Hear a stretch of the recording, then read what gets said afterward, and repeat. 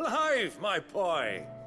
Rutherford informs me that we owe you our thanks. Hadn't intended for you to get involved, but such are the times we live in, huh? I would have done the same for anyone else. You're far too modest, Clive. You'd make a terrible nobleman. But tell me, is the realm truly in as dire a state as Rutherford suggests? From what little I saw, you were right to be worried. I suppose I should have expected the worst. But I was rather hoping the great and good of the realm might have things a little more under control.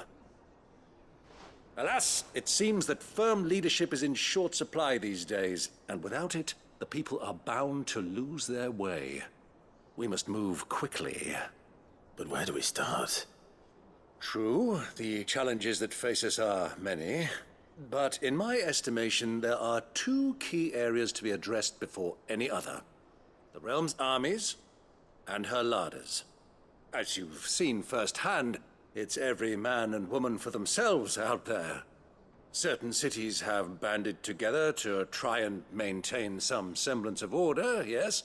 But such cases are few and far between. And yet, the only remedy for the chaos that faces us is unity.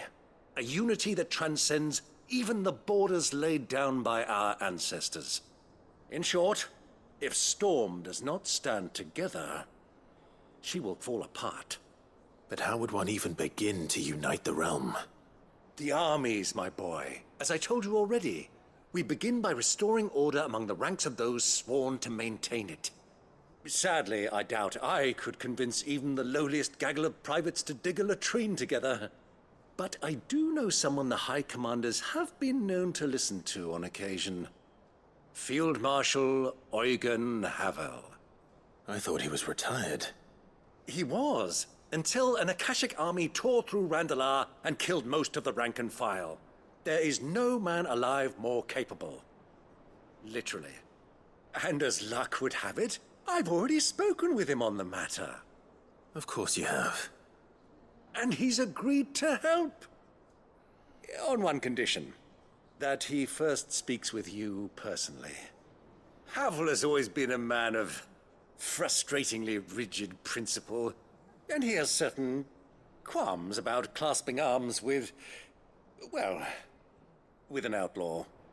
I extolled your many virtues as best I could, of course, but the old goat was adamant that he be allowed to appraise you in person. You don't mind, do you, my boy? Of course not. As long as chaos reigns, we will never build a better world. I'll do whatever it takes. And if the Field Marshal wishes to speak with me in person, then so be it. That's the spirit. I'll leave for Randalar at once. Would you send a Stolas? Of course. Rutherford is already in the Dalmekian capital. I'll have him tell Havel to expect you forthwith. Excellent. Thank you, Uncle. No, thank you, Clive.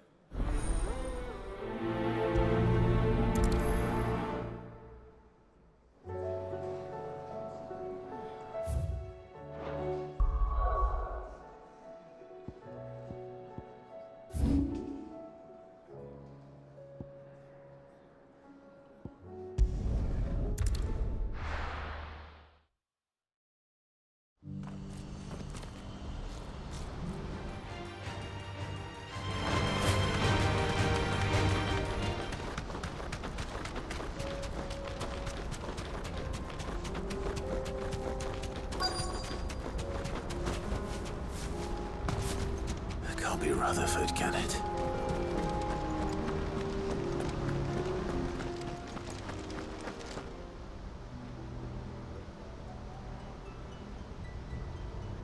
Turncoats and cowards, the lot of you! If it's a fight you want, it's a fight you shall have! Allow me. I don't need your... Please, Field Marshal, oblige him. This won't take long. You're right. It won't. Men, finish him.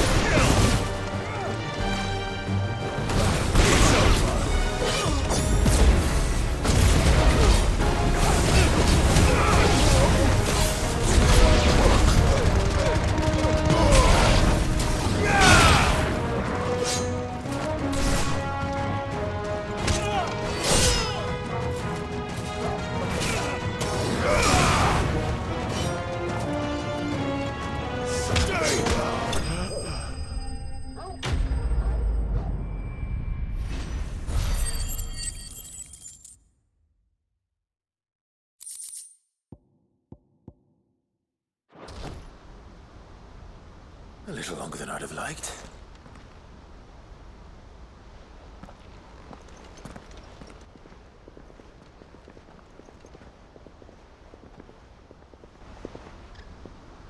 Field Marshal Havel, I presume. Are either of you injured? No, my lord. You arrived just as our escort turned on us. Fucking traitors. I'd heard reports of soldiers in the outlying regions abandoning the oaths they swore. But I hadn't thought the corruption had reached so close to the heart of the Republic. It's a fucking disgrace. Your interfering old bastard of an uncle tried to warn me, of course. My lord Marquis. Or is Sid the Outlaw more to your liking? Call me what you want. It doesn't change who I am, or the urgency of the message I bring. My uncle has a plan to right the realm, and he needs your help to see it through.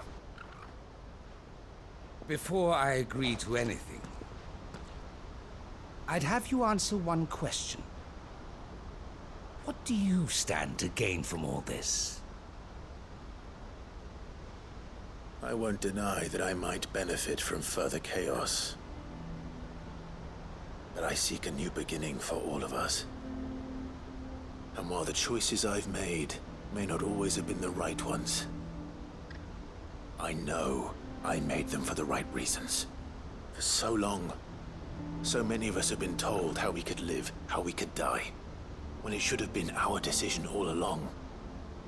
Now we have a chance to put things right. But in order to take it, we must stand together. Even if it be beside those with whom we don't see eye to eye.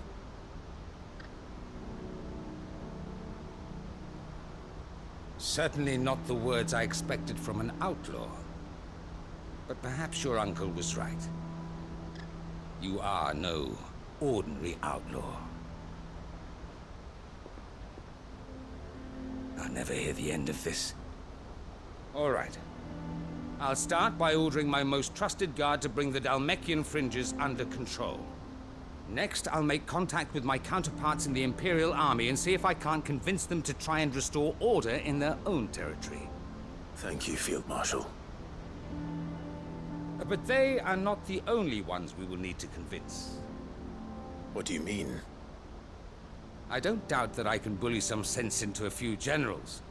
But those they answer to require a different kind of persuasion. And when it comes to honeyed words, well, we will need an envoy. One who can court even the most stubborn of statesmen.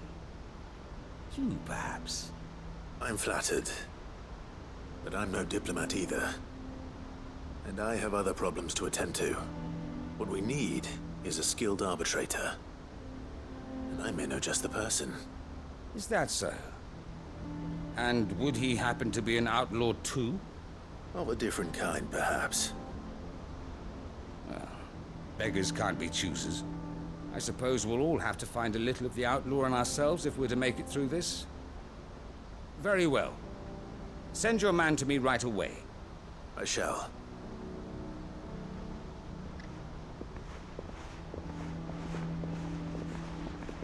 My lord Marquis. Your lord uncle bade me escort the field marshal to his manor in Port Isolde. And I will see that my associate joins you there. Very good, my lord.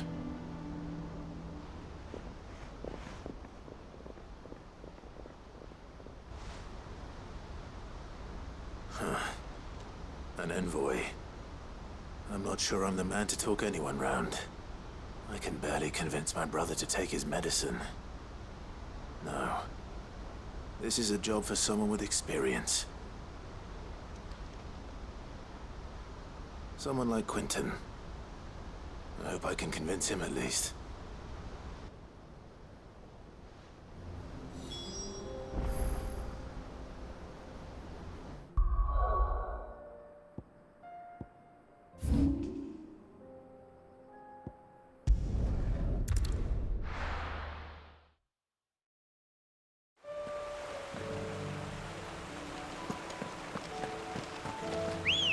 No need to ride from here.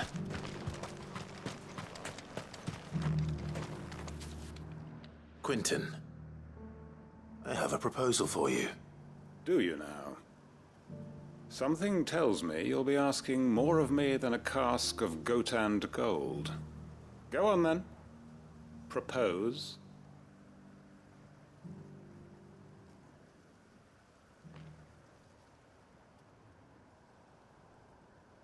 You'd have me convince the chiefs and chamberlains of the realm that they should simply swallow their pride and do the one thing that has proved impossible for thousands of years. Was there anything else? Perhaps I can fetch you a meat pie as well. I know it's a lot to ask, but I can think of none better suited to the role. And you'd have me give up what little I have left to do it. I told you, Clive. The people of Lostwing are my family, and I cannot abandon them. You'll have to find someone else. I'm sorry to hear that. So am I. And why might that be? What he's asking. How's it any different to what you've done so far? They want you to speak for those who can't speak for themselves. That's what you do best. If it's the vineyard you're worried about, we'll see that the grapes are picked and the tons filled. You know we will. It's not that. Then what is it? You said yourself we're family. Don't you trust us? You know that's not what I'm... Then what are you saying? That only we are worth saving? Why turn your back on everyone else? You convinced us we could build new lives for ourselves, and if you can do that, who's to say you couldn't convince the entire realm? A stirring argument. I fear that any rejoinder I make might fall somewhat flat by comparison. So you'll join us? Where do you need me? Field Marshal Havel will want to speak with you in person. He's currently in Port Isolde. I can arrange for a party of Cursebreakers to accompany you there. That would be very much appreciated. I hear the roads are far from safe these days. Hopefully not for long. My uncle will want to know that his plan is taking shape.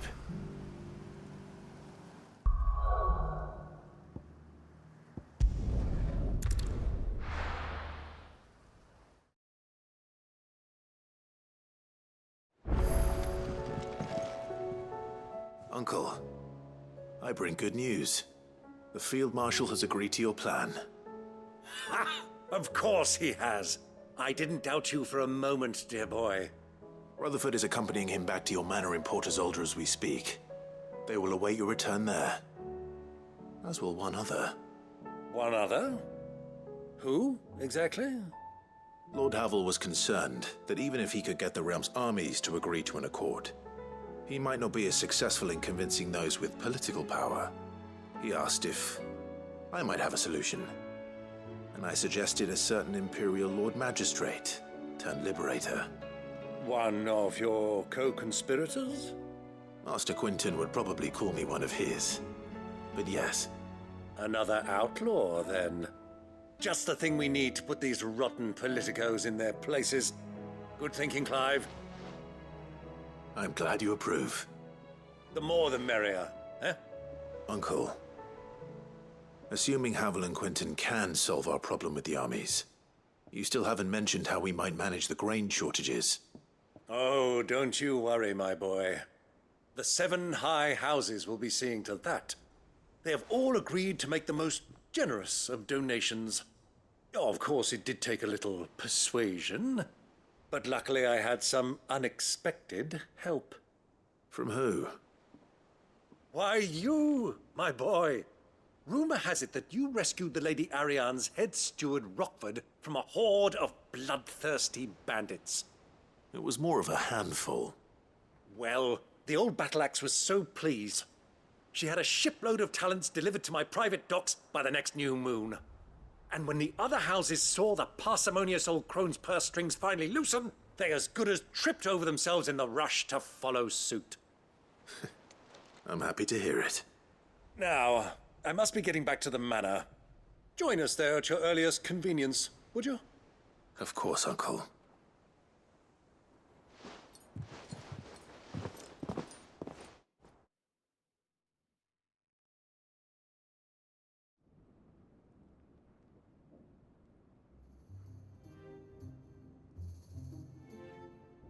And how, pray tell, will we get that grain to the capital if the roads are still overrun with Akashic?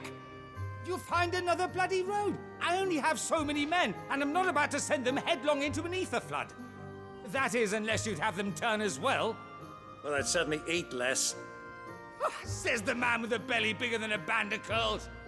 My soldiers actually need their rations. Without any food to keep them going, they'll be dead even before you've sent them on your fool's errand. If I may, gentlemen, perhaps I might suggest an alternative approach. Though supply routes are indeed disrupted, there is no shortage of ships. Indeed, they bob away in every bay from here to Randalar, awaiting a safe haven. Allow them to make port and fill their bellies full of grain. And once those who crowd the cities are fed, ferry the displaced back to the countryside to work the fallow fields. But I'm sure that you wish to continue your discussion. Forgive the interruption. Two such firm friends as yourselves need no help from the likes of me. Rutherford spoke fondly of the great bond between you. Us? Friends? I can't stand the man. Clive, I'm beginning to question the quality of the company you keep. And what kind of company were you expecting him to keep? The man's a criminal. Criminal? How dare you? You are not fit to breathe the same air as this fine, upstanding young gentleman. Upstanding? He calls himself Sid the bloody outlaw. Once more onto the breach.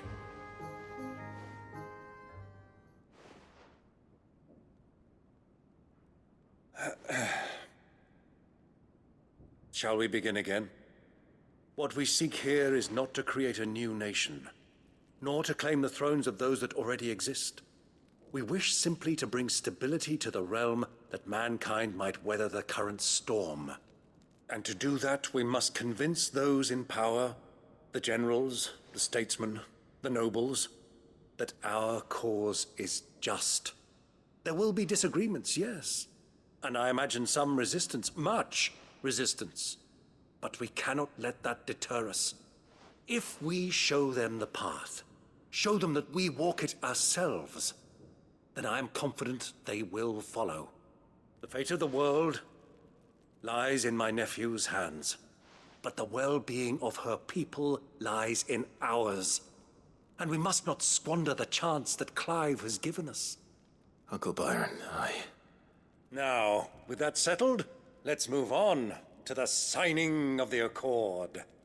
For what great moment in history hasn't been accompanied by a little ceremony?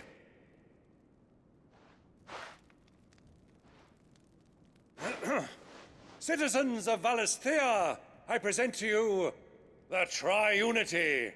Rutherford, Mike Will.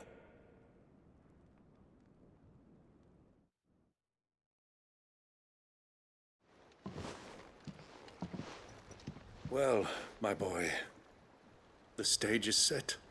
that it is. This is the role you were born for. Now I ask only that you trust in the talents of your supporting cast. We shall play our parts to the best of our abilities, that you might have the opportunity to shine. The realm needs its Sir Crandall, and there is no better Crandall than you, Clive. I want you to keep this signed accord as proof of our faith in you. I will. Thank you, Uncle.